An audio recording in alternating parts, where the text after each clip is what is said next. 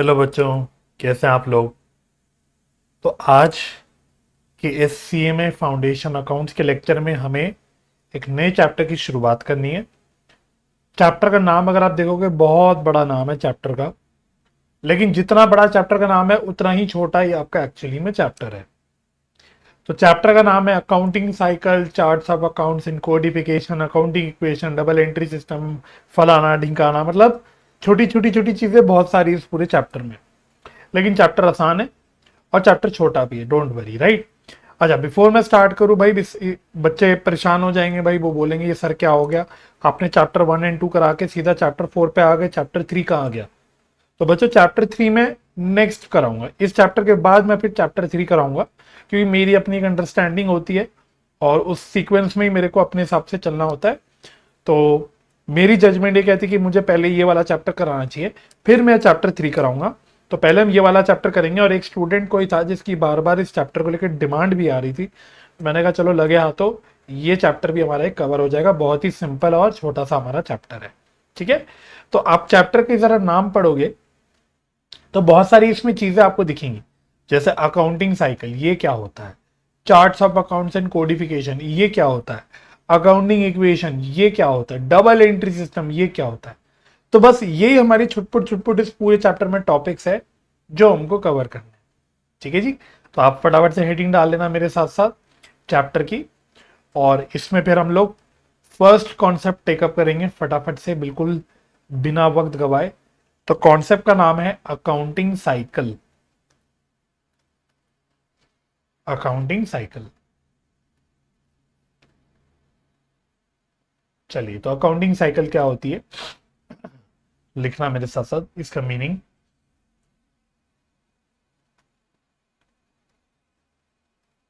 It is the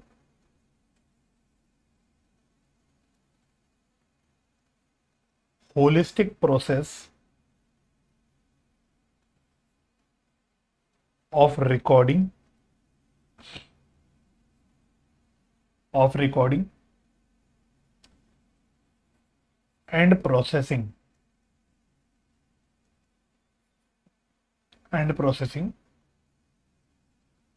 all financial transactions, all financial transactions of an entity, of an entity from where, from when, sorry, when, from when the transactions occur, from when the transactions occur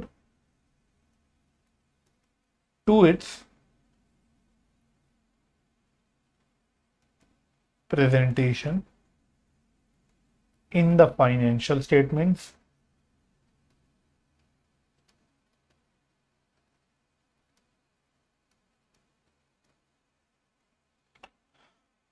to closing the accounts, to closing the accounts।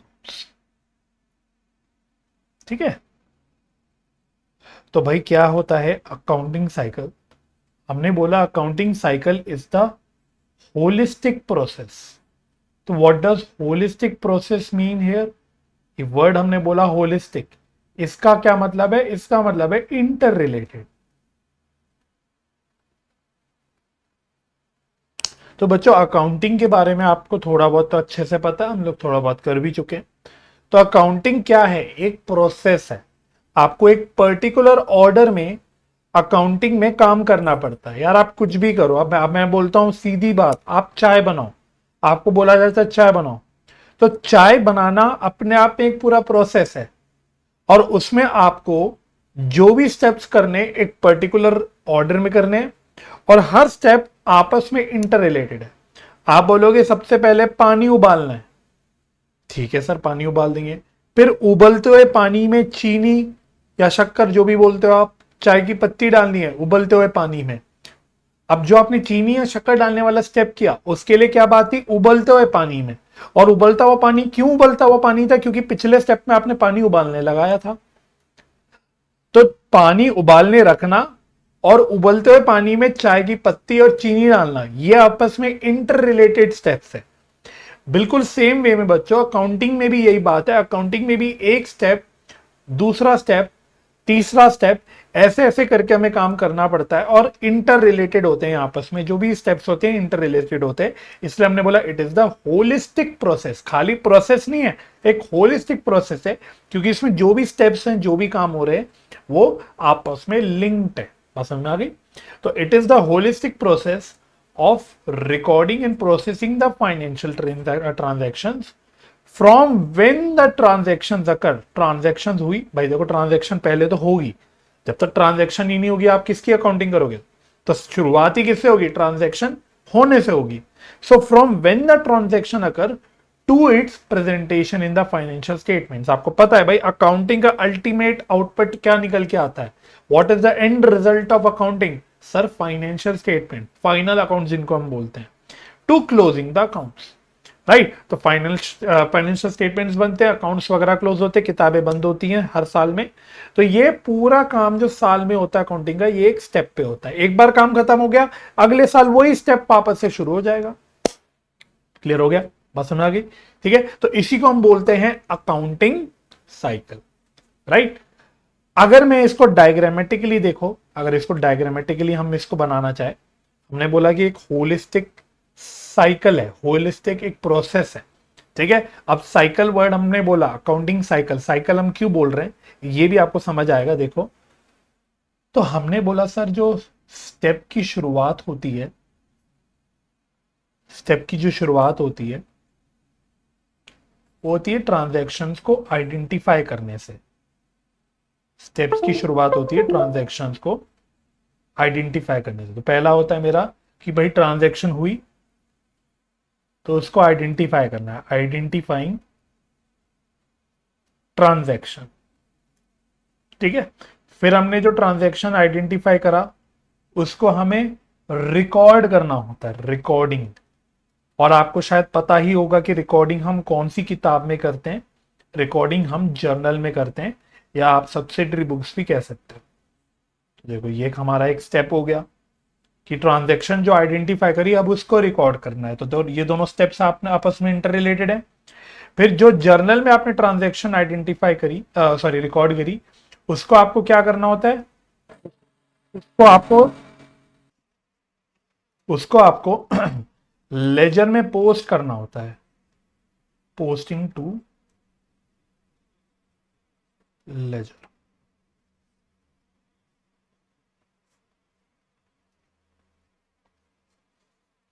ठीक है। अच्छा, laser में post करने के बाद आपको trial balance बनाना होता है। नेक्स्ट स्टेप में आपको ट्रायल बैलेंस बनाना होता है। और हम ट्रायल बैलेंस जो सबसे पहले बनाते हैं वो होता है एक अनएडजस्टेड ट्रायल बैलेंस, ठीक है। तो ये प्रैक्टिकल सिनेरियो बता रहा हूं, हो सकता है अपने मतलब पहले आपने ऐसा काम किया ना हो, या देखा ना हो, या सुना हो, बट प्रैक्टिकली ऐसे ही होता है कि उसके बाद हमारी एक अनएडजस्टेड ट्रायल बैलेंस बनती है, ड्राफ्टिंग अनएडजस्टेड ट्रायल बैलेंस। तो स्टेप्स आपको बनाने भी हैं, ठीक है। अनएडजस्टेड ट्रायल बैलेंस, ये हमारा अगला स्टेप होता है। उसके बाद हम लोग अनएडजस्टेड बोला ना, तो हमें कुछ एडजस्टमेंट्स करनी होती है। तो पासिंग एडजस्टमेंट एंट्रीज, उसके बाद हम एडजस्टमेंट करते हैं, और इसके ऊपर आपका चैप्टर भी है एडजस्टमेंट एंट्रीज के ऊपर, कि क्या क्या एडजस्टमेंट्स होती है। जैसे मैंने आपको शायद बताया नहीं होगा, लेकिन जैसे एक होती है आउटस्टैंडिंग एक्सपेंस, ये अपने आप में एक एडजस्टमेंट है। तो drafting adjusted, sorry passing adjustment entries, right. Adjustment entries pass कर ली, उसके बाद आपको क्या करना पड़ता है? फिर आपको ड्राफ्ट करना पड़ता है एडजस्टेड ट्रायल बैलेंस। तो ड्राफ्टिंग एडजस्टेड ट्रायल बैलेंस, ये आपका अगला स्टेप हो गया, ठीक है। उसके बाद अगला होता है स्टेप, हम किताबों को क्लोज करते हैं, closing the books, closing the books या क्लोजिंग द अकाउंट, सब कुछ भी कह सकते हो, किताबों को क्लोज वगैरह करना शुरू करते हैं। उसके बाद हम क्या करते हैं, उसके बाद हम लोग फाइनेंशियल स्टेटमेंट्स बनाते हैं। तो ने लास्ट में हमारा क्या बनता है, financial statements, drafting financial statements. ठीक है, मेरी डायग्राम में भी उतनी अच्छी बने ना, लेकिन आप अच्छे से बना लेना। तो मैं तो बस आपको ये दिखाना चाह रहा हूँ इस डायग्राम के माध्यम से। अगर मैं इसको जूम आउट कर लूँ थोड़ा सा, अगर मैं थोड़ा इसको जूम आउट करूँ, ये क्या है, अगर आप ये पूरा एक अकाउंटिंग का प्रोसेस देखो, ये एक साइकिल में चल रहा है। हमने बोला ना अकाउंटिंग साइकिल, तो पूरा जो अकाउंटिंग का प्रोसेस चल रहा है ये एक साइकिल में चल रहा है। जहां पे सबसे पहले हमने क्या किया, सबसे पहले हमने ट्रांजेक्शन्स को आइडेंटिफाई करा, उस फिर हमने ट्रांजेक्शन जो आइडेंटिफाई करी उसको जर्नल में रिकॉर्ड करा। उसके बाद जो ये हमने जर्नल में ट्रांजेक्शन रिकॉर्ड करी, इसको हमने लेजर में पोस्ट करा। उसके बाद हमने जो लेजर में पोस्ट करा, ऑफ कोर्स इसमें लेजर में बैलेंसेस निकले होंगे, उन बैलेंसेस के बेसिस में ट्रायल बैलेंस बनाई, परंतु कौन सी, अनएडजस्टेड ट्रायल बैलेंस। फिर हमने देखा कि यार कुछ ईयर एंड में for example adjustment entries pass करने की जरूरत है। जैसे ईयर एंड में हम प्रीपेड एक्सपेंस, आउटस्टैंडिंग एक्सपेंस, इन सारी चीजों की एडजस्टमेंट करते हैं, ये हमने एडजस्टमेंट्स करी। इसके बेसिस में एडजस्टेड ट्रायल बैलेंस बना, है ना। अब ये आपको अनएडजस्टेड ट्रायल बैलेंस और एडजस्टेड ट्रायल बैलेंस, ये अटपटी बात लगेगी। क्यों लगेगी, क्योंकि एक्चुअली में जो फाइनल अकाउंट्स के आपके सवाल होते थे, जैसे क्लास 11th में भी आप फाइनल अकाउंट्स के सवाल करते थे, उसमें जो आपका चैप्टर होता था फाइनल अकाउंट्स विद एडजस्टमेंट, वहां क्या करते थे, वहां आपको क्वेश्चन वाला आपको ट्रायल बैलेंस देता था, और वही जो ट्रायल बैलेंस क्वेश्चन वाला देता था वो अनएडजस्टेड ट्रायल बैलेंस होती थी। उसमें फिर एडजस्टमेंट्स की जानकारी नीचे होती थी। तो आपको भाई ये नहीं बोला जाता था कि पहले एडजस्टमेंट करो, फिर नई ट्रायल बैलेंस बनाओ, फिर फाइनल अकाउंट्स बनाओ। आप सीधा शॉर्टकट वे में जाते थे, आप डायरेक्टली उन ट्रायल बैलेंस और एडजस्टमेंट्स को कंसिडर करके सीधा फाइनल अकाउंट्स बनाते थे। बट रियलिटी में ऐसा नहीं होता, प्रैक्टिकली में ऐसा नहीं होता। प्रैक्टिकली में भाई एडजस्टमेंट की एंट्रीज पास करनी पड़ती है, जिसकी वजह से फिर से हमारे लेजर्स अपडेट हो जाते हैं, जिसकी वजह से हमारा ट्रायल बैलेंस भी अपडेट हो जाता है, और वो जो नया ट्रायल बैलेंस आफ्टर एडजस्टमेंट बन के निकलता है उसको हम बोल देते हैं एडजस्टेड ट्रायल बैलेंस। प्रैक्टिकली ऐसे ही होता है, राइट। फिर ठीक है, हम एक स्टेप हमारा होता है जिसमें आप अपनी किताबें बंद करते हैं फाइनली, और फाइनली फिर हम अपना लास्ट में फाइनेंशियल स्टेटमेंट्स बनाते हैं, जिसमें PNL account, trading account, balance sheet, जो भी आपके फाइनेंशियल स्टेटमेंट्स में आती चीजें वो आप फटाफट से मतलब वो बनाते हो। उससे आपका फाइनली प्रॉफिट निकल के आ जाता है और आपकी फाइनेंशियल पोजीशन निकल के आ जाती है। ठीक है, तो इवन दो ये डायग्राम में भी दिखने में अच्छा ना लग रहा हो, लेकिन ये क्या है, ये एक साइकिल में चल रहा है। वंस फाइनेंशियल स्टेटमेंट्स बन गई, फिर से ये स्टेप अपना रिपीट होता हुआ चलता हुआ जाता है। बात सुनना गई, ठीक है। तो इसको हम क्या बोलते हैं, इसको हम बोलते हैं अकाउंटिंग साइकिल। बस इतना सा छोटा सा कॉन्सेप्ट है आपका अकाउंटिंग साइकिल का। ठीक है सर, समझ आ गया हमको। इसी प्रकार से हमारा नेक्स्ट कॉन्सेप्ट, अगेन एक बहुत ही बेसिक कॉन्सेप्ट, बहुत ही सिंपल कॉन्सेप्ट है। कॉन्सेप्ट का नाम है charts of accounts and codifications. Charts of accounts and codification, इसमें लिखना, पहला हमने एक टर्म बोला charts of accounts. What do I mean by charts of accounts, मतलब क्या सर वो हम स्कूल में चार्ट बनाते थे ना, एक बड़ा सा एक पेपर पे, टीचर हमको कुछ अजीब अजीब सी ड्राइंग्स बनाने बोलती थी, कुछ लिखने बोलती थी, चार्ट बनाते थे, फिर स्कूल में क्लासरूम में वो चार्ट को लगाया जाता था, जिसका सबसे अच्छा चार्ट होता था उसको पेस्ट किया जाता था। तो सर ये वो है, वो चार्ट है, एक चार्ट है जिसमें हम अकाउंट्स बना देते हैं। भाई ये वो वाला चार्ट नहीं है, ठीक है, ऐसा कोई चार्ट नहीं बनता। ठीक है, चार्ट्स ऑफ अकाउंट्स का मतलब क्या होता है भाई, चार्ट्स ऑफ अकाउंट्स में लिखना list of all accounts in general ledger. ठीक है, अब ज्यादा मत सोचना इस जनरल लेजर क्या है, क्योंकि स्टेप बाय स्टेप समझ आएगा। लेजर के चैप्टर में देखेंगे कि जनरल लेजर क्या होता है। तो बेसिकली सिंपल भाषा में ये समझ लो कि चार्ट ऑफ अकाउंट का मतलब लिस्ट ऑफ अकाउंट। ठीक है, each account has a reference number, her account का अपना एक रेफरेंस नंबर होता है। इस रेफरेंस नंबर को ही टर्म दे दिया जाता है कोडिफिकेशन। जैसे आपके स्कूल में क्या होता था? आपके स्कूल में जितने भी बच्चे होते थे सबके अपने नाम होते थे, लिस्ट होती थी, और हर स्टूडेंट का एक रोल नंबर होता था। ये होता था, हर स्टूडेंट का अपना रोल नंबर होता था। उस स्टूडेंट को उस रोल नंबर से आइडेंटिफाई किया जाता था। तो आपके जब यूनिट टेस्ट के मार्क्स वगैरह होते थे, जब मार्क्स निकलते थे, तो रोल नंबर वाइज सब कुछ चलता था। तो ये कुछ ऐसा ही हो गया कि चार्ट्स ऑफ अकाउंट्स और कोडिफिकेशन ऑफ अकाउंट्स ये आपस में लिंक्ड है। चार्ट्स ऑफ अकाउंट्स बोला हमने, लिस्ट हो गई अकाउंट्स की, जो आपकी लिस्ट है, ये अकाउंट, वो अकाउंट, ये अकाउंट, मतलब प्रैक्टिकली बड़े बिजनेस में कई सौ हजारियों लाखों अकाउंट्स होंगे भाई। हमारे सवालों में हमें कभी इतना अकाउंट दिखते नहीं, लेकिन रियल लाइफ में, रियल बिजनेस एनवायरनमेंट में कई सारे, एक बिजनेस में, एंटिटी में, किसी भी ऑर्गेनाइजेशन में कई सारे अकाउंट्स होते हैं। अब इतने सारे अकाउंट्स हैं तो इसलिए जरूरी हो जाता है हर अकाउंट को हम एक रेफरेंस नंबर दे दें। जैसे बहुत सारे बच्चे हो जाते हैं तो हर बच्चे को अपना एक रोल नंबर असाइन कर दिया जाता है। ठीक है, तो जब उस अकाउंट को एक अपना ही यूनिक रेफरेंस नंबर दे दिया जाता है, उसी को हम बोलते हैं कोडिफिकेशन।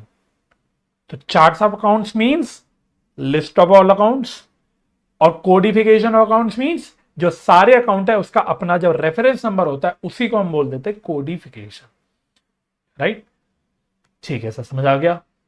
तो इसमें इसी एरो में कंटिन्यू में लिखना नीचे 10 10 it is N index of all accounts.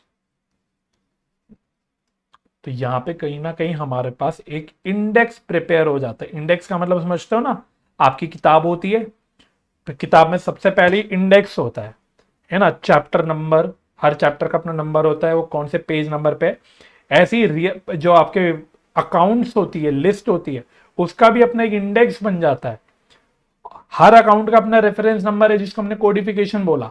तो according to that reference number एक लिस्ट बनती है और उसका पूरा एक इंडेक्स तैयार हो जाता है, एक पूरा समराइज वे में लिस्ट तैयार हो जाती है।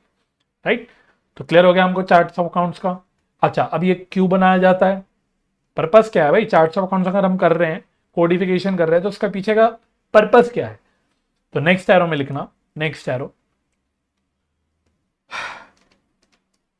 This helps in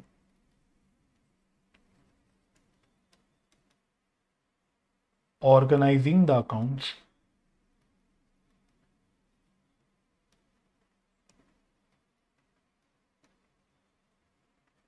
and grouping similar ones together, and grouping similar ones together। तो ग्रुपिंग सिमिलर वन टुगेदर को अंडरलाइन कर लेना कि भाई इससे क्या होता है। एक तो सबसे अच्छी बात है कि ठीक है, हमारे अकाउंट से ऑर्गेनाइज हो जाता है, और ऑर्गेनाइज करने का मतलब क्या है? अल्टीमेटली हम सिमिलर नेचर के जो अकाउंट्स होते हैं उनको एक साथ ग्रुप कर लेते हैं। अभी एग्जाम्पल से बताऊंगा, एक एग्जाम्पल देंगे इसका, तो आपको एग्जाम्पल से समझ आएगा। पूरा सारी बातें जो लिख रहे हैं उसका अपना लिंक है कि लिस्ट है पूरे अकाउंट की, हर अकाउंट का अपना एक रेफरेंस नंबर है जिसको हमने कोडिफिकेशन बोला, और ये ऑर्गेनाइज होता है ऐसे वे में कि हम सिमिलर अकाउंट्स को एक साथ ग्रुप कर पाए। ठीक है, अच्छा, next, next arrow,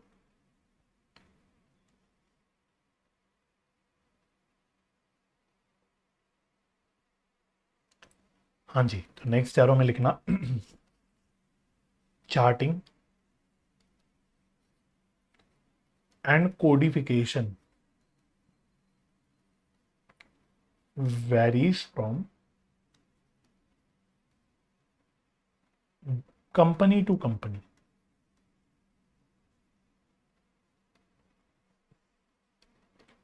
company to company, यानी कि कोई आप ये रूल नहीं बना सकते कि ये पर्टिकुलर अकाउंट है, सेल्स का अगर अकाउंट है तो इसका यही, इसी वे में चार्टिंग होनी चाहिए, इसी वे में उसका रेफरेंस नंबर होना चाहिए। हमेशा डेटर का अकाउंट जो होगा उसकी ये नंबर होना चाहिए, या कोई भी मशीनरी का अकाउंट का ये नंबर होना चाहिए, ऐसा बोल नहीं सकते। हर कंपनी अपने हिसाब से लिस्ट बनाती है, अकाउंट तैयार करती है। भाई हर अकाउंट, हर कंपनी के अपने अपने लिस्ट ऑफ अकाउंट्स होंगे। आप ये तो नहीं कह सकते ना हर कंपनी के अपने लिस्ट ऑफ अकाउंट सेम ही होंगे, अलग अलग अपने हिसाब से होंगे, अपने बिजनेस टू बिजनेस डिपेंड करता है।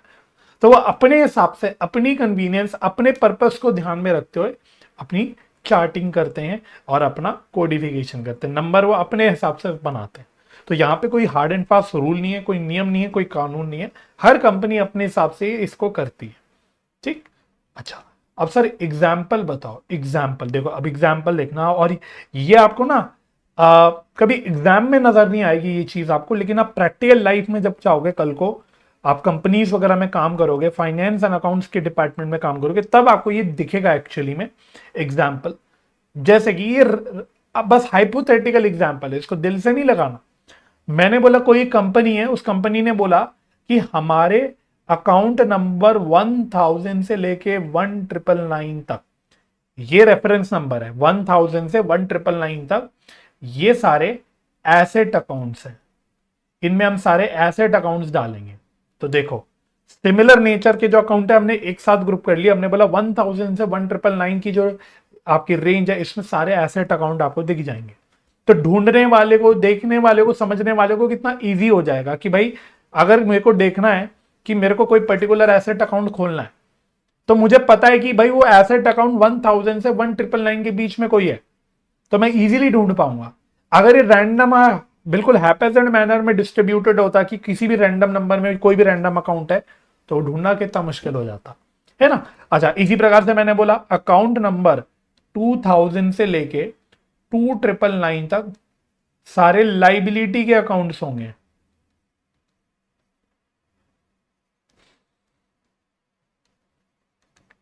इसी प्रकार से मैंने बोला अकाउंट नंबर 3000 से लेके 3999 तक सारे आपके इक्विटी के अकाउंट्स होंगे।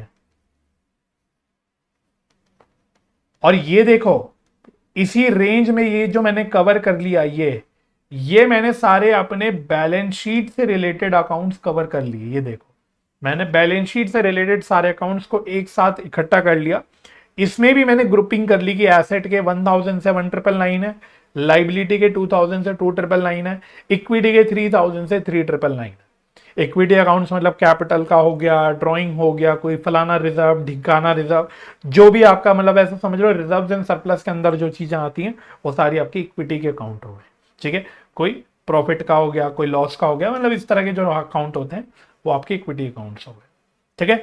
अच्छा, और मैंने क्या बोला, मैंने अच्छा अकाउंट नंबर 4000 से लेके 4999 तक जो नंबर चलेगा वो रेवेन्यू के अकाउंट्स का चलेगा। मेरे अलग अलग सोर्सेस ऑफ रेवेन्यू है भाई, सबका अपना अपना मैं अकाउंट बनाऊंगा। रियल में भी यही होता है, ऐसा नहीं होता कि हम सेल्स का एक ही अकाउंट बनाते हैं। हाँ, हम अपने जब पढ़ते हैं अकाउंटिंग में तो सेल्स को हम एक साथ बस सेल्स टू समथिंग मतलब कैश या बैंक या debtor account, debit to sales account ऐसे कर लेते हैं, एक कॉमन सेल्स अकाउंट यूज कर लेते हैं। बट रियल में ऐसा नहीं होता, क्योंकि बड़ी बड़ी कंपनीज के अलग अलग सोर्सेज ऑफ रेवेन्यू होते हैं। किसी का कहीं इंटरनेशनल क्लाइंट से आ रहा है, किसी का कहीं से आ रहा है, किसी का रेवेन्यू का नेचर कुछ और है।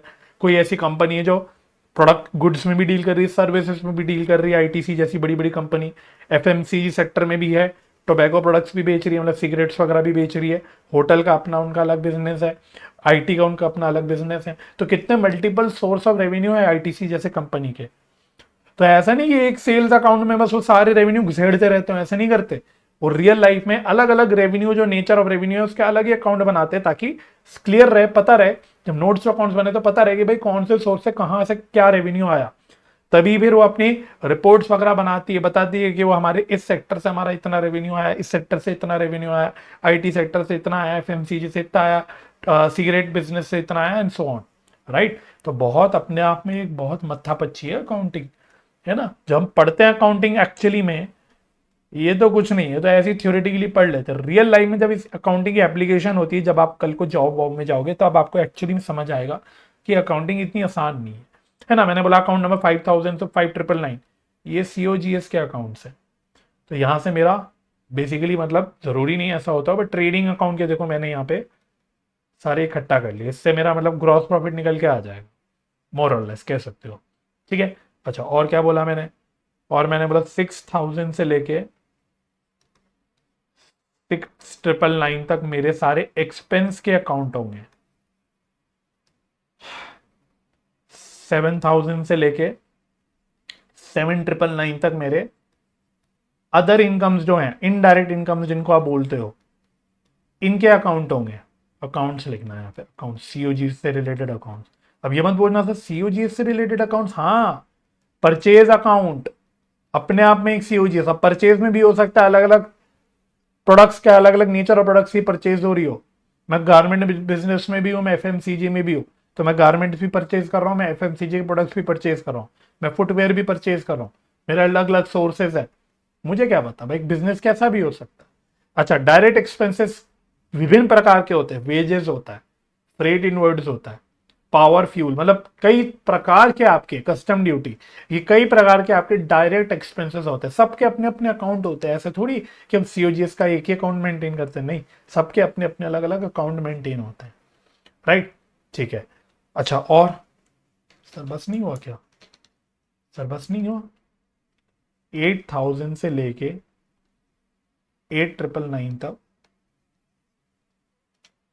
8000 से लेके अदर 8999 तक मैंने बोल दिया अदर या नॉन कैश एक्सपेंसेस, इनका अकाउंट हो गया। कुछ भी हो सकता है, other expense, non cash expense, मतलब मैंने डिप्रिसिएशन जैसे खर्चों के अकाउंट यहाँ पे मेंटेन कर दिए, या फिर मैंने फॉर एग्जांपल कोई भी अदर एक्सपेंसेस हैं, मानो कोई नॉन ऑपरेटिंग एक्सपेंसेस है, कुछ भी है, उसके मैंने अलग अकाउंट मेंटेन कर लिया, मतलब एटसेट्रा। एक जैसे कि मैंने कहा, कोई रूल नहीं कि ऐसे ही बनेगा, कोई कल को बोले कि सर ऐसा क्यों ऐसा क्यों, भाई कंपनी अपने हिसाब से करेगी, वो कंपनी से पूछना, कंपनी अपने हिसाब से चलती है। लेकिन बात यह कि मतलब समझ आना चाहिए पूरे कॉन्सेप्ट का, कि charts of accounts and codification है क्या और क्यों किया जा रहा है, समझ आ जाएगा ना। देखो कितना ऑर्गेनाइज्ड वे में मुझे सब दिखेगा, कि मुझे अगर रेवेन्यू से रिलेटेड कोई लेजर खोल के देखना है, कोई अकाउंट खोल के देखना है, तो मुझे पता है वो मुझे 4000 से 4999 के बीच में मिलेगा, मैं आसानी से ढूंढ लूंगा। अगर ये ना होता तो सोचो मैं 8000 अकाउंट्स में छांटता रहता, ढूंढता रहता। ठीक है, समझ आ गया? यस, ठीक है। तो this is the concept of charts of accounts and codification, right. ठीक है सर। नेक्स्ट कॉन्सेप्ट देखो, कितने छोटे छोटे हमारे सिंपल से कॉन्सेप्ट है। अगला कॉन्सेप्ट तो 11th क्लास में, अब पता नहीं आपको याद होगा कि नहीं, लेकिन 11th क्लास में आपका फेवरेट चैप्टर ही हुआ करता था अलग, अकाउंटिंग इक्वेशन। अब बड़े हो गए हो ना, तो अब ये नहीं ना छोटे बच्चों की तरह अकाउंटिंग इक्वेशन पे सर हम अलग अकाउंट या अलग चैप्टर करेंगे, डेबिट क्रेडिट के रूल्स के ऊपर हम अलग चैप्टर करेंगे, ऐसा नहीं होगा अब, क्योंकि आप बड़े बच्चे हो गए हो, तो अब आपको बड़े बच्चों की तरह पढ़ाई करनी पड़ेगी। ठीक है, चलो अकाउंटिंग इक्वेशन। तो किसी को याद है by any chance accounting equation क्या होती थी? Asset is equal to liabilities plus capital. लेकिन बड़े बच्चे कैपिटल को कई बार क्या बोल देते हैं? इक्विटी। ज्यादा वैलिड होता है इक्विटी, क्योंकि इक्विटी मींस सब कुछ आ गया, रिजर्व वगैरह भी इसमें आ गए, अकाउंटिंग इक्वेशन में सब लेके चलना है। कैपिटल वर्ड में बच्चों को, मतलब पढ़ने वाले को लगता है सिर्फ कैपिटल आई, ओनर की कैपिटल, जबकि अपने आप में एक ब्रॉडर टर्म है। अगर जैसे कोई रिजर्व है, जनरल रिजर्व जैसे है, या रिजर्व एंड सरप्लस है, वो भी किसमें आ गया कवर, तो इसलिए ज्यादा एक बेहतर टर्म हो जाता है लिखना इक्विटी। हाँ, अब देखो 11वीं के बच्चे को हम इक्विटी वर्ड बोलेंगे तो वैसे ही डर के किताब बंद करके भाग जाएगा कि ये क्या है इक्विटी, इसलिए हम उसको सिंपल वे में कैपिटल लिखवाते थे, मतलब दोनों भी ठीक है। ठीक है, तो ये क्या है? ये है asset is equal to liabilities plus capital, और इसी को हम बोलते हैं अकाउंटिंग इक्वेशन। ठीक है, तो अकाउंटिंग इक्वेशन बेसिकली अगर आप एक्सप्लेन करना चाहें कि ये क्या होता है, तो it is an equation, it is an equation that shows the, कह सकते हो आप, shows the relationship between asset, liabilities and equity। इसका मतलब किसी भी पॉइंट ऑफ टाइम पे एसेट का जो टोटल होगा, किसी भी पॉइंट ऑफ टाइम पे एसेट का जो टोटल होगा, that will always be equal to total of liabilities and capital या इक्विटी, किसी भी पॉइंट ऑफ टाइम पे। अगर ऐसा नहीं हो रहा तो आपने कुछ झोल कर रखा है, बट ऐसा होगा। ठीक है, अच्छा next arrow, it is an application of double entry accounting system. Basically double entry accounting system जो अभी नेक्स्ट कॉन्सेप्ट में डिस्कस करेंगे, उससे निकल के आता है ये। और डबल एंट्री अकाउंटिंग सिस्टम अपने आप में एक कॉन्सेप्ट से जुड़ा हुआ है जो हमने लास्ट चैप्टर में पढ़ा था, dual aspect concept. Dual aspect concept, ठीक है। तो डुअल एस्पेक्ट कॉन्सेप्ट से double entry system of accounting निकल के आता है और इसी की वजह से हमारी अकाउंटिंग इक्वेशन निकल के आ जाती है। मतलब सब चीजें आपस में कहीं ना कहीं कनेक्टेड है, ठीक है जी। चलो, तो सर हमने एक टर्म लिखा यहां पे, हमने एक टर्म यहां पे लिखा डबल एंट्री अकाउंटिंग सिस्टम। और सर हमारे चैप्टर के हेडिंग में भी ये टर्म दिख रहा था हमको, डबल एंट्री अकाउंटिंग सिस्टम। तो sir double entry accounting system क्या होता है? वैसे तो मुझे पता, आपको पता ही होगा, बट फिर भी फॉर्मेलिटी के लिए करना तो पड़ेगा ना हमको। जस्ट बिकॉज हम बोले यार ये तो पता ही है, इसका तो मतलब पता ही होगा, और हम छोड़ दे, ऐसे चलेगा नहीं ना। Double entry accounting system,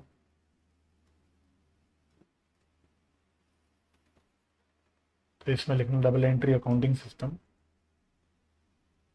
it is a, या it is an accounting system,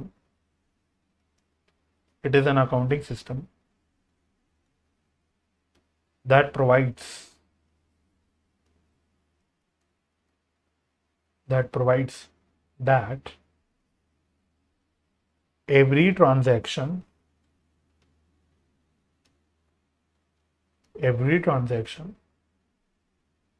has two aspects। तो कहीं ना कहीं ये कह सकते हो आप, डुअल एस्पेक्ट कॉन्सेप्ट में जो हमने बात करी थी वही बात बोल रहा है। वहां पे भी अगर आपको याद होगा, हमने यही बोला था हर ट्रांजैक्शन के दो एस्पेक्ट्स होते हैं। तो सर कौन से दो एस्पेक्ट्स होते हैं, क्या हमको पता है कौन से दो एस्पेक्ट्स होते हैं? बिल्कुल सर, ये तो मतलब गली गली मोहल्ले में किसी से भी पूछ लो सर, हर किसी को पता है। एक एस्पेक्ट होता है डेबिट एस्पेक्ट, एक होता है क्रेडिट एस्पेक्ट। और सिर्फ यहीं तक बात रुक नहीं जाती, of equal amount, of equal amount.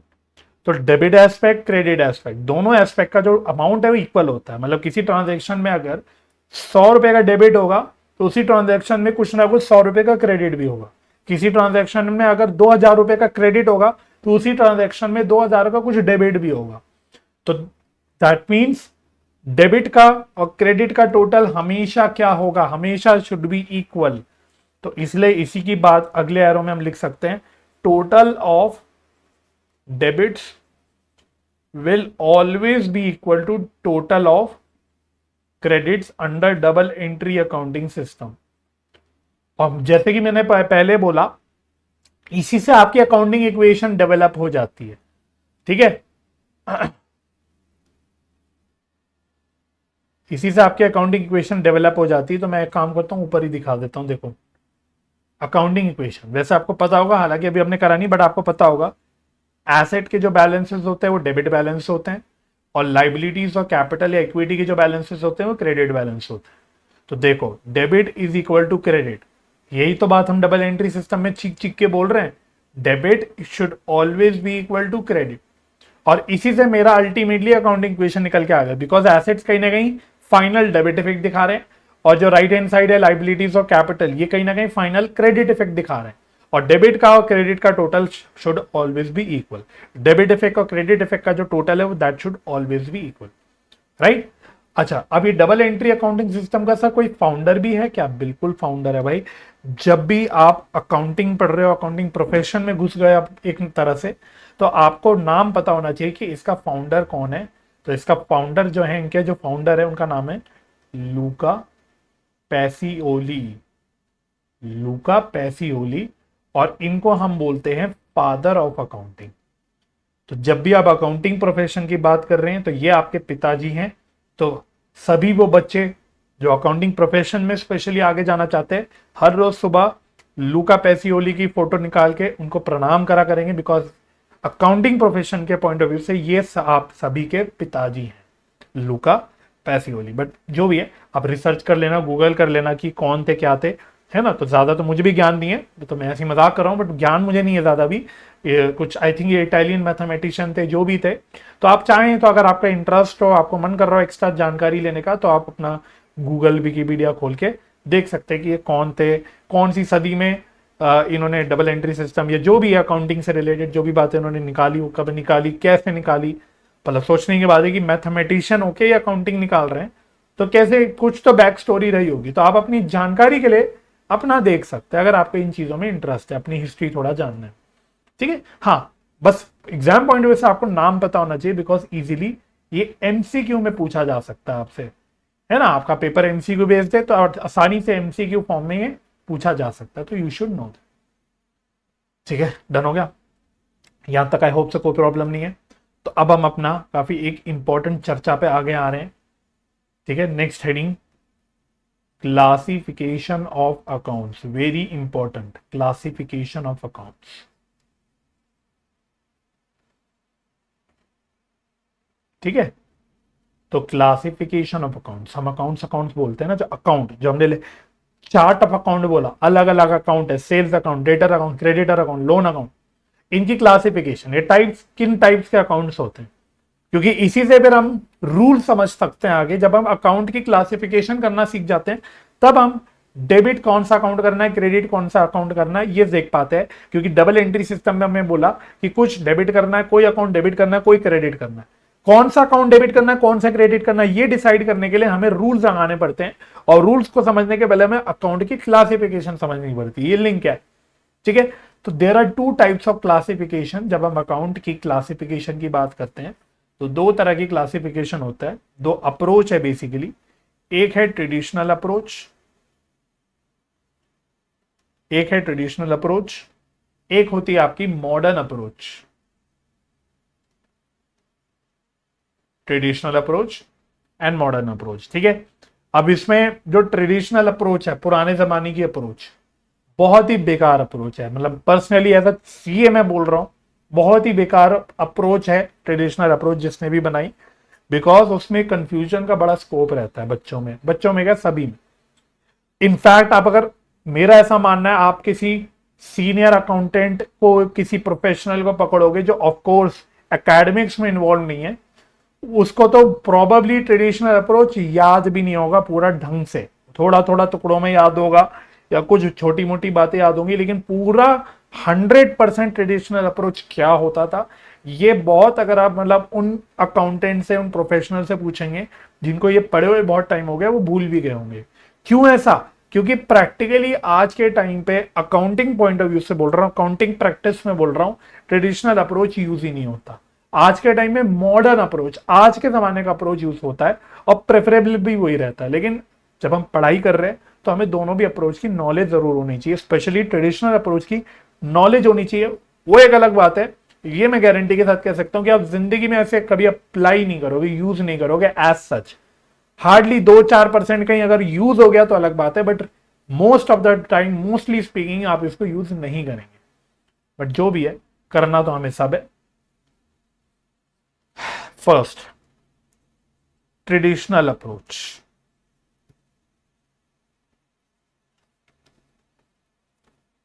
तो ट्रेडिशनल अप्रोच को हम ब्रिटिश अप्रोच भी बोलते हैं। कौन सा अप्रोच? British approach. अब जिस भी कारण से बोलते होंगे कि भाई ब्रिटिशर्स का निकाला होगा या ये यूके वगैरह में, इंग्लैंड वगैरह में फॉलो हुआ करता होगा, जो भी इसके पीछे का कारण, वो कारण जाना इंपॉर्टेंट नहीं है, बट आपको पता होना चाहिए कि इसका ब्रिटिश अप्रोच ये भी नाम है। और इस अप्रोच के हिसाब से broadly there are 3 types of accounts. सारे अकाउंट्स को आप 3 तरह के अकाउंट्स में क्लासिफाई कर सकते हैं। एक होता है आपका नंबर 1 पर्सनल अकाउंट, दूसरा होता है आपका रियल अकाउंट, तीसरा होता है आपका नॉमिनल अकाउंट।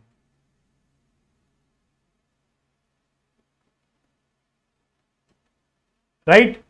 अच्छा, हालांकि इसके आगे की कोई क्लासिफिकेशन वैसे आपको करने की कभी भी जरूरत पड़ी ही नहीं, आवश्यकता नहीं है। बट हाँ, पर्सनल अकाउंट फर्दर क्लासिफाई हो सकता है 3 टाइप्स में। एक होता है नेचुरल पर्सनल,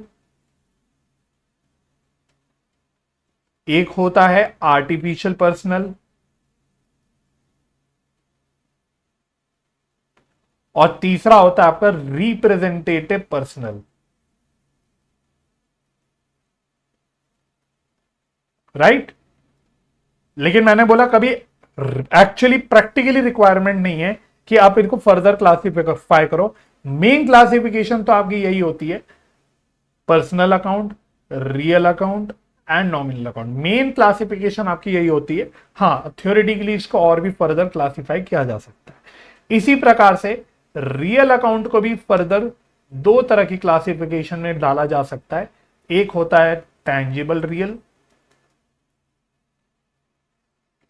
एक होता है आपका intangible real account. Of course account, अब मैं बार बार वर्ड नहीं लिख रहा अकाउंट, बट समझ आ गया हमको अकाउंट, क्योंकि हम क्लासिफिकेशन किसकी कर रहे हैं, अकाउंट की कर रहे हैं।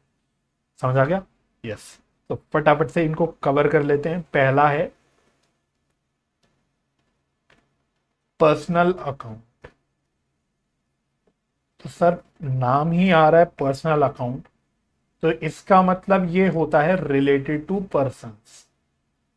पर्सनल में वर्ड आ रहा है पर्सन, तो रिलेटेड टू पर्सन्स। लेकिन अब कॉमर्स की दुनिया में आप याद रखना, स्पेशली जब हम लीगली बात करते हैं, इनकम टैक्स वगैरह में बात करते हैं, इस तरह की बिजनेस टर्म्स में जब हम बात करते हैं, तो पर्सन जो अपने आप में एक शब्द होता है, एक बहुत ब्रॉड कैटेगरी का शब्द होता है।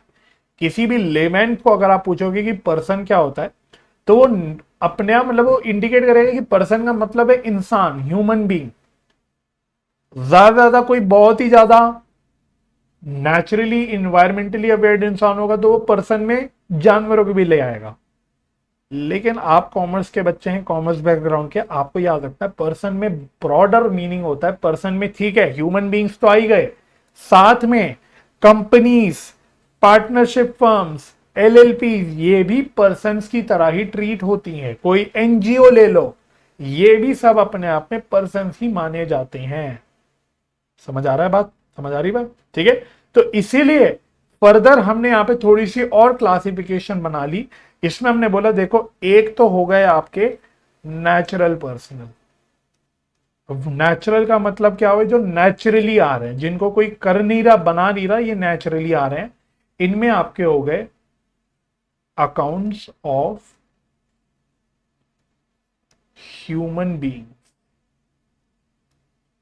इनको कुछ लोग ऐसे भी बोल देते हैं, हालांकि मैं बहुत ज्यादा पसंद नहीं करता इस तरह से बोलना, स्पेशली यहां पे for no other reason, but person created by God, ऐसा भी बोल देते हैं। कुछ कुछ किताबों में ये भी लिखा होता है पर्सन क्रिएटेड बाय गॉड।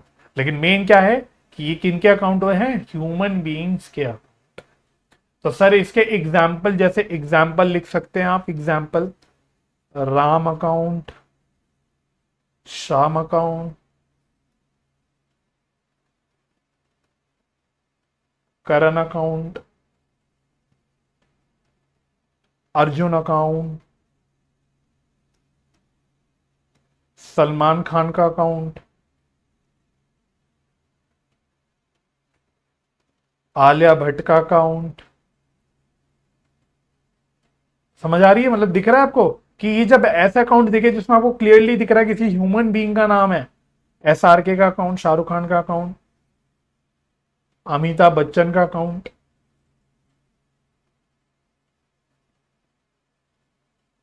मतलब आप बात समझ गए होंगे, मतलब अब मैं और टाइम वेस्ट नहीं करूंगा फालतू में, ये तो चलो इधर उधर की बात आ गई।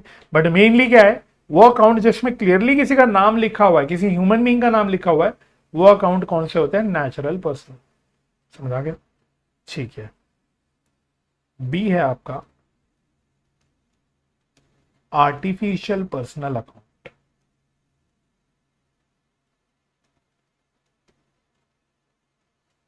आर्टिफिशियल पर्सनल अकाउंट, इनमें आते हैं आपके account of persons created artificially. भगवान ने नहीं बनाया, हमको और आपको तो भगवान ने बनाया, कहते हैं ना भगवान ने बनाया। लेकिन ये जो पर्सन है ये आर्टिफिशियली बन रहे हैं ना। For example under any law, किसी कानून के अंदर बन गए। अंडर एनी लॉ पढ़ते ही क्या एग्जाम्पल दिमाग में आता है आपको, आपके कंपनीज, बेस्ट एग्जांपल कंपनीज, ठीक है। तो इसमें लिख लो includes accounts of companies, partnership firms, companies, partnership firms, body corporate, कोई भी और कोई association of persons, association of person, जैसे आपकी आरडब्ल्यूए की सोसाइटी है, इनको आप एक तरह से एसोसिएशन ऑफ पर्संस कह सकते हो, एक्सेट्रा। तो समझ गए ना, एलएलपी हो गया, बॉडी कॉर्पोरेट में मतलब एलएलपी भी आ, ठीक है। तो एग्जाम्पल क्या हो गया, इसके एग्जाम्पल बता दो सर। अच्छा, इसमें बैंक अकाउंट भी आ सकते हैं, रिलायंस, रिलायंस इंडस्ट्रीज लिमिटेड। अब ये अकाउंट अगर है आपका रिलायंस इंडस्ट्रीज लिमिटेड के नाम से कोई अकाउंट है, अब ये क्या है, रिलायंस इंडस्ट्रीज अब आर्टिफिशियल पर्सन हो गया, ठीक है। इसी प्रकार से कुछ भी हो गया, X Y Z and company's account, ये क्या है, अब ये बन गया आपका एक आर्टिफिशियल पर्सन अकाउंट, है ना। कोई फलाना बैंक का अकाउंट है, ये भी मजेदार बात है, बैंक अकाउंट अगर कोई है तो ये भी क्या है, ये भी एक आर्टिफिशियल पर्सनल अकाउंट है, समझ गए। मतलब कोई भी अकाउंट जिसमें आपको कोई कंपनी का नाम दिख जाए, कोई एलएलपी का नाम दिख जाए, कोई फर्म का नाम दिख जाए, कोई फर्म का नाम दिख जाए, तो ऐसे अकाउंट में अगर आपका मतलब ऐसे अकाउंट आपको दिखते तो ये आपके आर्टिफिशियल पर्सन अकाउंट है, ठीक है। कोई भी एसोसिएशन ऑफ पर्सन, कोई फलाना आरडब्ल्यू है, कोई सोसाइटी का अकाउंट है, कोई एनजीओ का अकाउंट है, ये सब क्या है, ये आर्टिफिशियल पर्सनल अकाउंट है, ठीक है। आई होप समझ आ गया आपको। कोई ट्रस्ट है, ट्रस्ट, ट्रस्ट भी अपने आप में एक जो बनती है एक लॉ के अंदर बनती है, ट्रस्ट, इंडियन ट्रस्ट एक्ट के अंदर, ये भी अपने आप में क्या है, आर्टिफिशियल पर्सनल अकाउंट है। आई होप पॉइंट क्लियर हो गया होगा। और तीसरे हैं आपके रिप्रेजेंटेटिव, रिप्रेजेंटेटिव पर्सनल अकाउंट, ठीक है। ये वो अकाउंट्स होते हैं बच्चों जो रिप्रेजेंट, वर्ड ही आ रहा है रिप्रेजेंट, ये वो अकाउंट होते हैं जो रिप्रेजेंट करते हैं किसी पर्सन को या फिर ग्रुप ऑफ पर्सन को, किसी पर्सन को या किसी ग्रुप ऑफ पर्सन को जो रिप्रेजेंट करते हैं, इनको हम बोलते हैं रिप्रेजेंटेटिव पर्सनल अकाउंट, ठीक है। इसके जो एग्जाम्पल है वो क्या है, जैसे आउटस्टैंडिंग रेंट, आउटस्टैंडिंग रेंट, ये क्या दिखा रहा है, ये लैंडलॉर्ड को रिप्रेजेंट कर रहा है कहीं ना कहीं, लैंडलॉर्ड को, क्योंकि रेंट किसको आउटस्टैंडिंग हुआ, लैंडलॉर्ड को होगा, तो ये कहीं ना कहीं लैंडलॉर्ड को एक दिखा रहा है एक्सक्यूज मी।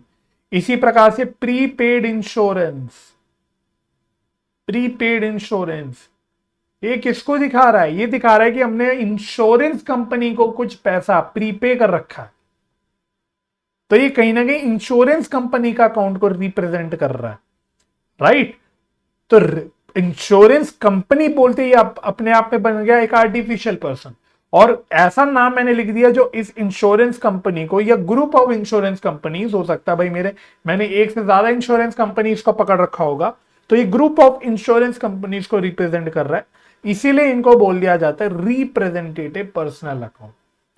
इसी प्रकार से मैंने बोला outstanding salary account, again same way में आउटस्टैंडिंग सैलरी, ये किसको रिप्रेजेंट कर रहा है, ग्रुप ऑफ इंप्लॉइज को कर रहा है, कि मैंने मानो 100 इंप्लॉय की अभी सैलरी नहीं दे रखी, आउटस्टैंडिंग है, तो ये उन 100 इंप्लॉइज को रिप्रेजेंट कर रहा है, और ये 100 इंप्लॉइज क्या है, ये अपने आप में नेचुरल पर्सनल अकाउंट्स है, ये अपने आप में नेचर के बनाए हुए पर्सन है, और ये उनको रिप्रेजेंट कर रहा है।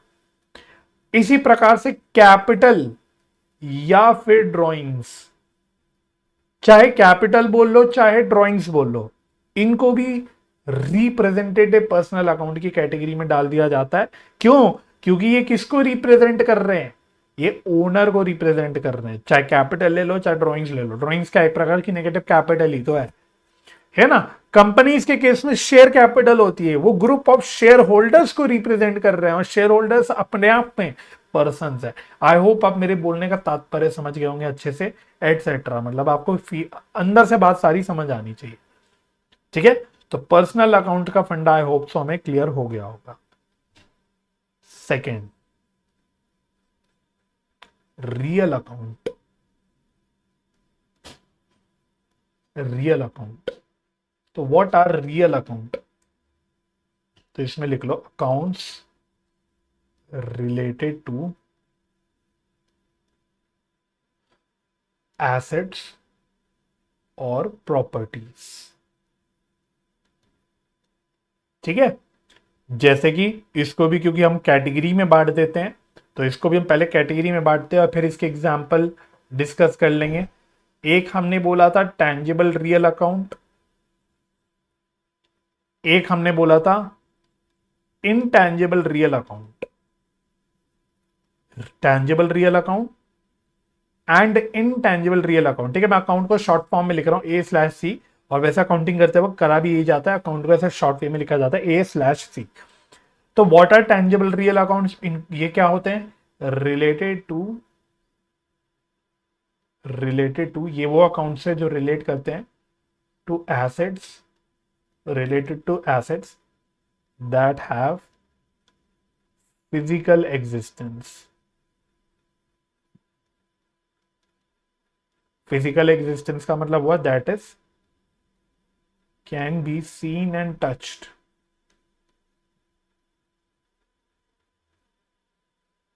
तो टेंजिबल एसेट आपको पता होगा, I hope so. Tangible assets क्या होते हैं? तो वही बेसिकली टेंजिबल एसेट्स को बेसिकली हम कहते हैं कि टेंजिबल एसेट्स जो हैं उनके ही जो अकाउंट है उनको टेंजिबल रियल अकाउंट बोलता है। मेन जो कैटेगरी बन जाती है वो बन जाती है रियल अकाउंट की, है ना। तो जैसे एग्जांपल, फॉर एग्जांपल हो सकता है कोई भी plant, machinery, building, cash. Cash asset है, रियल अकाउंट है, टेंजिबल है क्योंकि कैश को आप देख सकते हो, छू सकते हो, इसकी फिजिकल एग्जिस्टेंस है, एटसेट्रा। इसी प्रकार से इनटेंजिबल रियल अकाउंट ये क्या हो गए, अभी आपको समझ ही क्या आ गया होगा, related to assets that have no physical existence, that have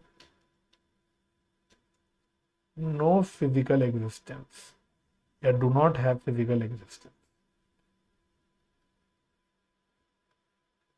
that is cannot be seen and touched, that is cannot be seen and touched। इसके एग्जाम्पल में आप इनटैंजिबल एसेट्स के एग्जाम्पल लिख सकते हो, जैसे goodwill, patent, trademarks, copyright, etcetera. तो इसमें आप इनटैंजिबल रियल अकाउंट मतलब इनटैंजिबल एसेट्स जो हैं उसको ही इनटैंजिबल रियल अकाउंट में डाल सकते हो। आई होप बात समझ आ गई होगी। अच्छा, अब एक बात ध्यान रखना बच्चों, एक बात ध्यान रखना, एक बात पे आपको गौर करना है। हमने बोला रियल अकाउंट वो अकाउंट है जो ब्रॉडली स्पीकिंग एसेट से रिलेटेड है, लेकिन क्या इसका मतलब ये हो गया कि सारी ही एसेट अकाउंट रियल अकाउंट है? The answer is no. अगर कोई ऐसा एसेट अकाउंट है जो पर्सनल अकाउंट की कैटेगरी में फॉल कर गया तो फिर वो रियल अकाउंट नहीं है। बात समझना। तो कुछ ऐसे एसेट के अकाउंट हो सकते हैं जो ऑलरेडी पर्सनल अकाउंट में कैटेगराइज हो गए, फिर वो रियल अकाउंट में नहीं आएंगे। जैसे मैं एग्जांपल देता हूं, फॉर एग्जांपल कोई भी डेटर का अकाउंट, डेटर, तो डेटर अकाउंट अपने आप में एक पर्सनल अकाउंट होता है ना। डेटर में जैसे मेरा राम श्याम, ये मेरा डेटर्स है, तो मैंने राम और श्याम का अकाउंट मेंटेन कर रखा है, मेरे डेटर्स हैं। तो राम और श्याम क्या है? नेचुरल पर्सनल है। यहां पे मेरा एक डेटर है रिलायंस इंडस्ट्रीज, ये मेरी डेटर है, तो मैंने रिलायंस इंडस्ट्रीज का लेजर अकाउंट मेंटेन कर रखा है और ये मेरे डेटर्स हैं। तो अब ये आर्टिफिशियल पर्सनल अकाउंट में चले गए, इसीलिए अब ये आपके रियल अकाउंट में नहीं आएंगे। तो आपको लगेगा कि अरे डेटर्स तो एसेट होते हैं, तो बचपन से हम देखते आ रहे हैं। यस, बिल्कुल ठीक बात है, डेटर एसेट होते हैं, लेकिन क्योंकि वो पर्सनल अकाउंट में फॉल कर गए तो अब वो रियल अकाउंट में कैटेगराइज नहीं होंगे। इसी प्रकार से मैंने बोला था बैंक अकाउंट, कैश अकाउंट है रियल अकाउंट, लेकिन बैंक अकाउंट, अब बैंक अकाउंट आपका एक kind of artificial personal account में आ जाता है, यानी वो ब्रॉडली पर्सनल अकाउंट में चला जाता है, इसीलिए अब वो रियल अकाउंट नहीं रहा। इसी प्रकार से मैंने ऊपर एग्जांपल एक दिया था, prepaid insurance.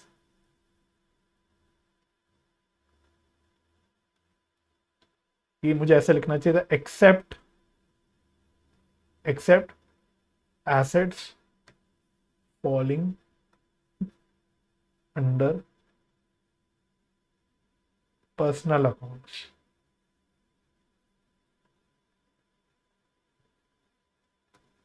Accept assets falling under personal account, ठीक है, उनकी एग्जांपल दे रहा हूं, है ना। तो प्रीपेड इंश्योरेंस का मैंने बोला था, प्रीपेड इंश्योरेंस, ठीक है। तो प्रीपेड इंश्योरेंस देखो यहां दिख गया रिप्रेजेंटेटिव पर्सनल के एग्जांपल में। तो ये क्या है? यस, ये एसेट है, क्योंकि एक बाय नेचर प्रीपेड एक्सपेंस है, परंतु ये रियल अकाउंट नहीं होगा, एसेट होते हुए भी रियल अकाउंट नहीं होगा, बिकॉज ये पर्सनल अकाउंट में चला गया, ठीक है। चलो, समझा गया हमको। और थर्ड तो सबसे आसान होता है, इसमें तो कोई कंफ्यूजन कभी आता ही नहीं बच्चों को, वो है नॉमिनल अकाउंट। तो सर नॉमिनल अकाउंट क्या होते हैं? नॉमिनल अकाउंट में लिख लेता हूं। तो नॉमिनल अकाउंट में लिखना, accounts of expenses, losses, incomes, gains, revenues, ये सारे मिलके क्या बन जाते हैं? ये बन जाते हैं नॉमिनल अकाउंट। बेसिकली वो अकाउंट है विच डायरेक्टली इफेक्ट प्रॉफिट्स, मतलब जिनको आप डायरेक्टली प्रॉफिट्स निकालने के लिए यूज करते हो, या फिर ऑफ कोर्स लॉसेस निकालने के लिए यूज करते हो, ये सारे अकाउंट आपके नॉमिनल अकाउंट की कैटेगरी में आ जाते हैं। अच्छी बात है, इनकी कोई सब कैटेगरी कुछ नहीं है, ये अपने आप में बस एक मेन क्लासिफिकेशन है। इसमें आप जितने भी ऐसे अकाउंट जो basically expenses, losses, incomes, gains, revenues, सब इसमें आ गए। सेल्स हो गया, परचेज हो गया, सैलरी हो गया, इसके अलावा जितने भी वेजेस हो गए, खर्चे जो भी आ रहे हैं, कोई डेप्रीसिएशन हो गया, यस डेप्रीसिएशन, ये भी अपना अपने एक एक्सपेंस है।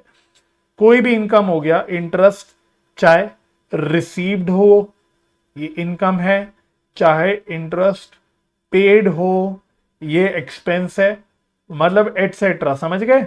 एटसेट्रा लिख दूं तो ये सब अपने आप में क्या है? ये सब अपने आप में नॉमिनल अकाउंट है, ठीक है। और बहुत ही एक मजेदार बात आपको जो ध्यान रखनी है वो क्या है, जब भी बच्चों किसी भी नॉमिनल अकाउंट के पीछे या आगे कोई टर्म लग जाए, पीछे टर्म जो लगता है इसको हम बोलते हैं प्रीफिक्स, और आगे जो टर्म लगता है उसको हम बोलते हैं सफिक्स। तो जब भी किसी नॉमिनल अकाउंट के आगे या पीछे कुछ लग जाता है तो ये कन्वर्ट हो जाता है इन रिप्रेजेंटेटिव पर्सनल, या फिर मेन मतलब जो बोलोगे वो है पर्सनल अकाउंट। ये बात ध्यान रखनी है। जैसे फॉर एग्जाम्पल, ऊपर वाला एग्जाम्पल ले लेता हूं, मैंने बोला था आउटस्टैंडिंग रेंट, तो रेंट अगर खाली बोलूंगा तो ये खर्चा है, यानी एक नॉमिनल अकाउंट है, लेकिन मोमेंट मैंने इसके पीछे आउटस्टैंडिंग लगा दिया, यानी एक प्रीफिक्स लगा दिया, अब ये बन गया representative personal account. Now this is a representative personal account.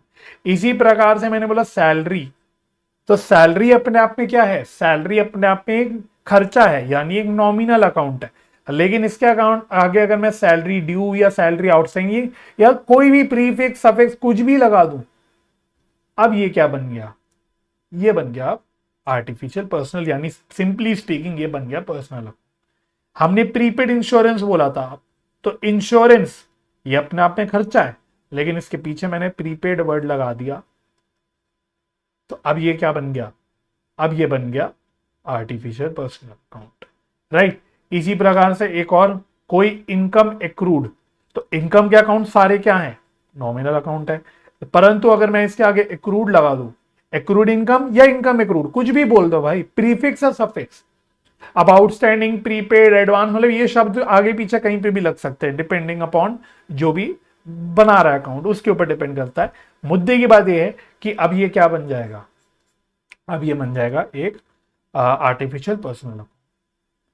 Point clear हो गया, राइट, क्लियर हो गया, ठीक है। अच्छा, अब एक नोट डालना है आपको, नोट बहुत इंपॉर्टेंट कॉन्सेप्चुअल नोट है। पहला, balance of all personal and real accounts are shown in balance sheet. तो पर्सनल और रियल अकाउंट्स के बैलेंसेस को हम बैलेंस शीट में दिखाते हैं। तो अब मन में बैलेंस शीट याद करना, बचपन में जो आप बैलेंस शीट बनाते थे, बैलेंस शीट में जितने भी चीजें आती हैं सब या तो रियल अकाउंट की कैटेगरी में होगी या पर्सनल अकाउंट की कैटेगरी में होगी। नॉमिनल अकाउंट की कोई कैटेगरी की कोई भी आपको ऐसा अकाउंट नहीं दिखेगा जो बैलेंस शीट में दिखे। कोई भी ले लो, capital, drawings, cash, bank, plant machinery, loan, creditor, debtor, cash, stock, सारे ये जो भी हैं, prepaid insurance, prepaid expense, outstanding expense, accrued income, income received in advance, ये सब के सब या तो रियल अकाउंट की कैटेगरी में आ रहे या पर्सनल अकाउंट की कैटेगरी में आ रहे। इसी प्रकार से balance of nominal accounts, rather I should say all nominal accounts are transferred to income statement। Simply speaking, short में अगर बोलूं तो P&L account, profit and loss account, तो सारे नॉमिनल अकाउंट के बैलेंसेस इनकम स्टेटमेंट में जाते हैं। इनका कभी कोई खड़ा बैलेंस नहीं रहता, कभी बैलेंस शीट में नहीं आता। इनके जो बैलेंस है जैसे सेल्स, परचेज, सैलरी, वैलरी, खर्चे, ये इनकम, वो इनकम, डेप्रिसिएशन, ये सब उठ के इनकम स्टेटमेंट में चले जाते हैं, जिसकी मदद से हमारा फाइनल प्रॉफिट निकल के आता है। ठीक है, राइट, क्लियर हो गया। तो ट्रेडिशनल क्लासिफिकेशन हमें क्लियर हो गई, अच्छे से कर ली हमने ट्रेडिशनल क्लासिफिकेशन। अब सवाल उठा, हम ट्रेडिशनल क्लासिफिकेशन इतनी पढ़ ली हमने, इतनी सारी बातें कर ली, सर हम ये क्लासिफिकेशन कर ही क्यों रहे हैं, हम अकाउंट की ये क्लासिफिकेशन कर ही क्यों रहे हैं? इसीलिए करते हैं ताकि हमें हर ट्रांजैक्शन में, किसी भी ट्रांजैक्शन में कौन से अकाउंट को डेबिट करना है, कौन से अकाउंट को क्रेडिट करना है, ये पता लग सके। इसलिए हम लोग क्लासिफिकेशन करते हैं, यानी कि डेबिट क्रेडिट के कुछ रूल्स होते हैं, उनको अप्लाई करने के लिए हम ये क्लासिफिकेशन करते हैं। तो फटाफट से रूल लिख लेना भाई, रूल क्या है, रूल्स ऑफ डेबिट क्रेडिट। ठीक है, रूल्स ऑफ डेबिट क्रेडिट। तो इसके लिए आप ऐसे करो, पहले मेरे को बनाने देना, एक यहां कॉलम बनाना डेबिट, एक यहां कॉलम बनाना क्रेडिट, एक यहां column banana type of account. अभी हम ऑफ कोर्स किसकी बात कर रहे हैं, अभी हम बात कर रहे हैं किसकी, ट्रेडिशनल क्लासिफिकेशन की। तो ब्रॉडली मैंने बोला, ब्रॉडली 3 अकाउंट है, पर्सनल अकाउंट। अब इसके अंदर जो सब कैटेगरीज हैं उससे कोई फर्क नहीं पड़ता, क्योंकि पर्सनल अकाउंट का अपना एक कॉमन ही रूल होता है। इसी प्रकार से रियल अकाउंट्स, इसमें भी कोई फर्क नहीं पड़ता कौन सा टेंजिबल है कौन सा इंटेंजिबल है, इसका अपना रूल होता है। और तीसरा होता है आपका नॉमिनल अकाउंट्स। अगेन मतलब इसमें तो खैर कोई सब कैटेगरी थी नहीं, तो इसमें क्या रूल है, अगर मैं पर्सनल अकाउंट्स की बात करूं तो इसका रूल होता है डेबिट द रिसीवर, द छोड़ दो, खाली रिसीवर लिख लो। डेबिट किसको करना होता है, जो पर्सन रिसीव कर रहा है, और क्रेडिट किसको करना होता है, जो पर्सन गिव कर रहा है, गिवर, तो रूल बन गया debit the receiver credit the giver. ठीक है। इसी प्रकार से रियल अकाउंट में डेबिट क्या करना होता है, जब भी जो एसेट वगैरह है वो अंदर आ रहा है, जैसे प्लांट खरीदा, प्लांट अंदर आ रहा है तो डेबिट करना है, और जब भी एसेट बाहर जा रहा है, गोज आउट, तो क्रेडिट करना है। इसी प्रकार से नॉमिनल अकाउंट डेबिट कब करना है, क्या करना है, ऑल एक्सपेंसेस एंड लॉसेस, सारे एक्सपेंसेस और लॉसेस को डेबिट करना है, और क्रेडिट करना है ऑल इनकम्स एंड गेन्स। इसलिए सैलरी, रेंट, इंश्योरेंस, ये खर्चे हैं, इनको हम डेबिट करते हैं, लेकिन sales, interest received, rent received या कोई भी और ऐसे इनकम है, इनको हम क्रेडिट करते हैं, क्योंकि सारी इनकम्स और गेन्स को क्रेडिट करना होता है, सारे एक्सपेंसेस और लॉसेस को डेबिट करना होता है। ठीक है। ट्रेडिशनल क्लासिफिकेशन आई होप हमें क्लियर हो गई होगी। तो अगर ट्रेडिशनल क्लासिफिकेशन क्लियर हो गई तो फटाफट से जो हमारा दूसरा रह गया, देखो यहां पे ट्रेडिशनल क्लासिफिकेशन हो गया, डन। तो दूसरी टाइप ऑफ क्लासिफिकेशन होती है हमारी मॉडर्न क्लासिफिकेशन, यानी मॉडर्न अप्रोच। तो आओ इसको भी कवर कर लेते हैं।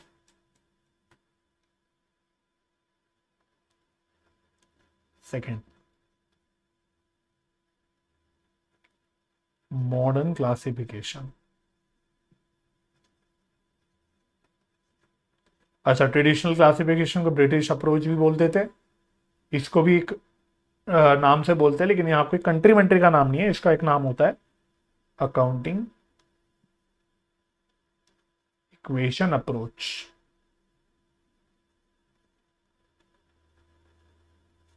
Accounting equation approach. ठीक है। तो इसमें ऐसे लिखना, एक एब्रीविएशन लिखना, CLEAR।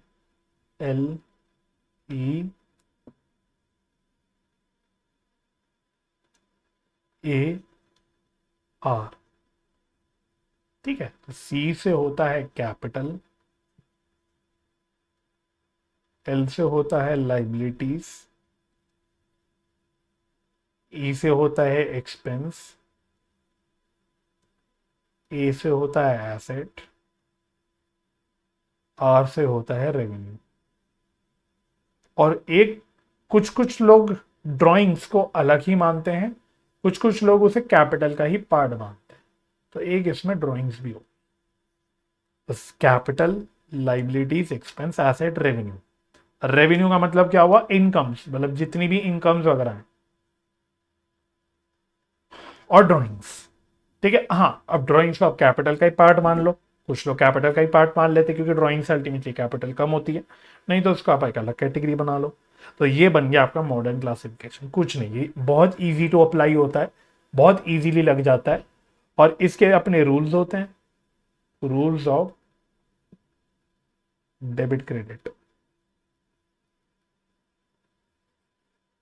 Rules of debit credit.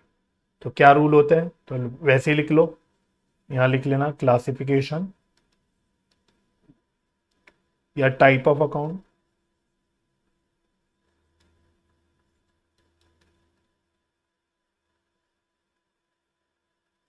Debit credit. ठीक है। तो पहला हमने बोला कैपिटल, तो बहुत सिंपल है, अगर कैपिटल बढ़ती है तो आपको क्रेडिट करना है, अगर कैपिटल कम होती है तो डेबिट करना है। वेरी सिंपल, मतलब ये रूल्स आपको पता भी होंगे। लाइबिलिटीज सेम एज कैपिटल, क्योंकि कैपिटल एक प्रकार की लाइबिलिटी ही होती है, बढ़ती है क्रेडिट करना है, कम होती है डेबिट करना है। थर्ड, एक्सपेंस बढ़ते हैं तो डेबिट करना है, कम होते हैं तो क्रेडिट करना है। Fourth, asset same as expense, बढ़ते हैं तो क्रेडिट डेबिट करना है, कम होते हैं तो क्रेडिट करना है।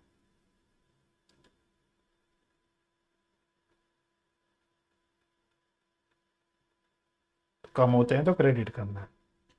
रेवेन्यू बढ़ता है तो क्रेडिट करना है, कम होता है तो डेबिट करना है। ठीक है। और हमने एक बोला ड्राइंग्स, तो ड्राइंग्स के सोचने के दोनों तरीके हैं। तो मेनली ड्राइंग्स का जो रूल है, बढ़ रही है डेबिट करो, कम हो रही है क्रेडिट करो। और अगर आप इसको कैपिटल के साथ ही जोड़ना चाहते हो तो ड्राइंग्स का मतलब है कैपिटल कम होना। ड्राइंग से कैपिटल कम होती है तो इसलिए उसको डेबिट करना है, क्योंकि कैपिटल कम होती है तो डेबिट करते हैं। और ड्राइंग्स कम होती है तो कैपिटल बढ़ रही है एक प्रकार से, तो अकॉर्डिंगली कैपिटल बढ़ती है तो क्रेडिट करते हैं, तो ड्राइंग्स भी कम हो रही है तो क्रेडिट करते हैं। मतलब सोचने की बात है, राइट। तो ये आपके basically rules of debit credit थे as per traditional, as per modern approach जो भी है। मैंने बोला प्रैक्टिकली फॉलो होता है मॉडर्न अप्रोच, लेकिन हाँ ट्रेडिशनल अप्रोच भी आपको पता होना चाहिए। ठीक है, ठीक है। तो बच्चों आज इतना ही करते हैं, इस लेक्चर में इतना ही करते हैं। तो कॉन्सेप्चुअली तो वैसे चैप्टर खत्म हो गया। बाकी आपके स्टडी मटेरियल में कुछ इलस्ट्रेशंस वगैरह हैं, और एक होमवर्क मैं आपको करने को दे रहा हूँ। इलस्ट्रेशन चाहे तो आप देख लेना अपनी स्टडी मटेरियल में, बाकी लगा तो मैं डिस्कस भी कर लूंगा। लेकिन एक होमवर्क मैं आपको करने को दे रहा हूँ। होमवर्क में लिखना, होमवर्क आपको मैं कुछ रीड करने की देर के लिए दे रहा हूँ। आपके स्टडी मटेरियल में advantages and limitations of double entry system है। तो डबल एंट्री सिस्टम होती क्या, आपको समझ तो आ गया। उसके एडवांटेजेस और लिमिटेशंस क्या है ये आपको देखना है। तो ये आप एक बार रीड कर लेना। मेरे ख्याल से पेज नंबर है, मैं चेक कर लेता हूँ, पेज नंबर है 30 शायद, है ना। तो एक बार चेक कर लेना, चैप्टर नंबर 4 में आपको दिख जाएगा। ये एक टॉपिक है छोटा सा, एक बार रीड जरूर कर लेना बच्चों, क्योंकि आपको पता नहीं है एमसीक्यू में कहाँ से सवाल बन के आ जाए। तो बेटर है कि आप इसको एक बार गो थ्रू कर लेना, कुछ आपको ऐसा टेढ़ा मेढ़ा लगेगा नहीं। मेन जो इंपॉर्टेंट कॉन्सेप्ट थे, जो इंपॉर्टेंट बातें थी इस चैप्टर में, वो मैंने पूरी तरह से निपटा दी। तो आई होप ये लेक्चर आपको हेल्पफुल लगा होगा, आपको मेरी बातें समझ आई होंगी। अगर आपको बेनिफिट हुआ इस लेक्चर का, अगर आप ये जो लेक्चर सीरीज है उसको कंटिन्यू रखना चाहते हैं, तो बच्चों सपोर्ट करना, छोटा सा सपोर्ट चाहिए, कोई पैसे नहीं, कोई फीस नहीं। सिर्फ वीडियो को ज़्यादा से ज़्यादा लाइक कर देना, शेयर कर देना अपने दोस्तों के साथ, ताकि और स्टूडेंट्स तक भी पहुंच सके ये वीडियो। इसके अलावा कमेंट सेक्शन में अपने मतलब जो भी फीडबैक्स है, अपनी जो भी बातें, मन की बातें आप कमेंट सेक्शन में डाल सकते हैं। खुली छूट दे रखी है मैंने। हाँ ऑफकोर्स गाली गलोच मत करना, अच्छी बातें करना, एक दूसरे के साथ गाली गलोच या मेरे साथ गाली गलोच मत करना, अच्छी बातें डालना, राइट। और बाकी अगर चैनल को अभी तक आपने सब्सक्राइब नहीं किया तो चैनल सब्सक्राइब जरूर कर देना बच्चों। बेल आइकन प्रेस कर देना, ताकि जब फ्यूचर में वीडियो अपलोड होए, लाइव होए, तो आप तक नोटिफिकेशंस आ सके। तो मुझे अपना समय देने के लिए बहुत बहुत धन्यवाद बच्चों। अपना ख्याल रखिए, परिवार का ख्याल रखिए, हंसी खुशी रहिए, एक दूसरे की मदद करते रहिए, और पॉजिटिव माइंडसेट से पढ़ते रहिए। हम मिलेंगे अगले लेक्चर में, तब तक के लिए bye bye and take care.